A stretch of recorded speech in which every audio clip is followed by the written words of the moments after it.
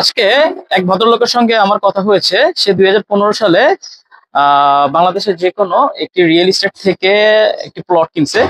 তো সেই প্লটের এখন পর্যন্ত রেজিস্ট্রেশন এবং এখন পর্যন্ত প্লটের হ্যান্ড ওভার বা ডিমার্কেশন বুঝে পাই নাই। সেটা নিয়ে সে আক্ষেপের গল্প আমাকে শোনালো। বিসমিল্লাহির রহমানির রহিম। আসসালামু আলাইকুম, আমি মোহাম্মদ নাঈম হোসেন, বিনিয়োগ পরামর্শক। তো আজকে যে বিষয় নিয়ে কথা বলতে আসলাম সেই বিষয় হচ্ছে বিনিয়োগের পূর্ব শর্ত। আমি বরাংবারই আপনাদেরকে বিনিয়োগ করতে উদ্বুদ্ধ করি জমিতে।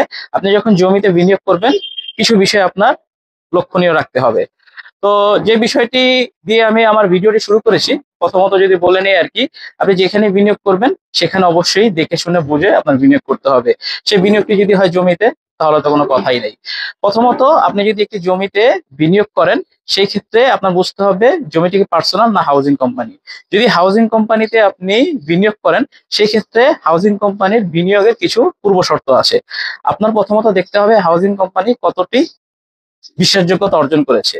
আমি আমার যদি ব্যক্তিগত মতামত বলি, আপনি ওই হাউজিং কোম্পানিতে বিনিয়োগ করবেন যে হাউজিং কোম্পানি বাংলাদেশের মার্কেট প্লেসে 10 বছর সফলভাবে ব্যবসা পরিচালনা করে যাচ্ছে এবং যে হাউজিং কোম্পানির ব্যাকএন্ডে হ্যান্ডওভারের হিস্টোরি আছে। হ্যাঁ, এখন কিছু কথা আছে।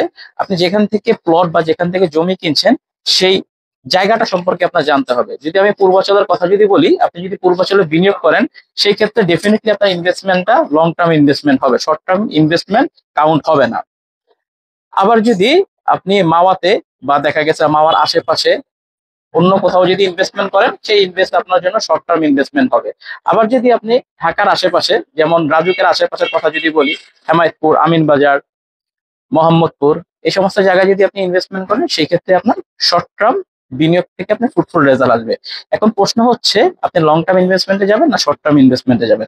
আপনি যেই ইনভেস্টমেন্টই যান, আপনাকে দেখে শুনে বুঝে ইনভেস্টমেন্ট করতে হবে। আপনি যখন হাউজিং কোম্পানি থেকে প্লট চুজ করবেন, সেক্ষেত্রে কিন্তু আপনার অনেকাংশ কাজ কমে যাবে। সেই হাউজিং কোম্পানি কিন্তু লায়াবল আপনাকে প্লট বুঝিয়ে দেওয়ার জন্য। হ্যাঁ, আমি প্রথমে যেটা বললাম, আপনাকে ধৈর্য ধরতে হবে। যেহেতু হাউজিং কোম্পানির রিটার্নটা ম্যাক্সিমাম এবং হায়ার, সেক্ষেত্রে আপনাকে অবশ্যই অপেক্ষা করতে হবে।